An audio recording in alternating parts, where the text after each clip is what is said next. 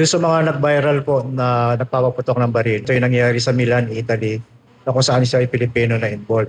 At may mga report naman doon sa mga ibang vlogger na nakita na sinasabi hindi raw ito totoo mga firearms. So patuloy yung investigation. Kung yung Pilipino na nagpaputok sa Italy na natiling Filipino citizen, siya ay pwedeng habulin pa rin. Ang applicable law sa kanya ay Philippine laws pa rin.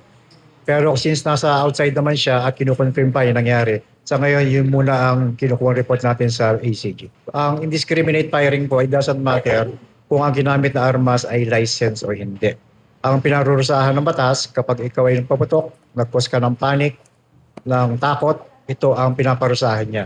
It doesn't matter kung ang armas na ginamit mo ay license or not. Gumamit ka, hindi naman mga totoong baril talaga. So iyon ba? Kasi it can also cause panic sa publiko kahit na hindi naman totoo. Yun ba meron pa rin karampatang kaso against them? Kasama po yun sa pinag-aaralan ng legal service kung ang ginamit natin dito ay mga toy gun. Bagamat ito ay hindi pa naman ako kumpirma, sa ngayon po ang malinaw lang po na pinag-uusapan, it doesn't matter kung ito ay license or not, basta ikaw ay nag-indiscriminate firing, may biktima man o wala, ito ang pinarurusahan.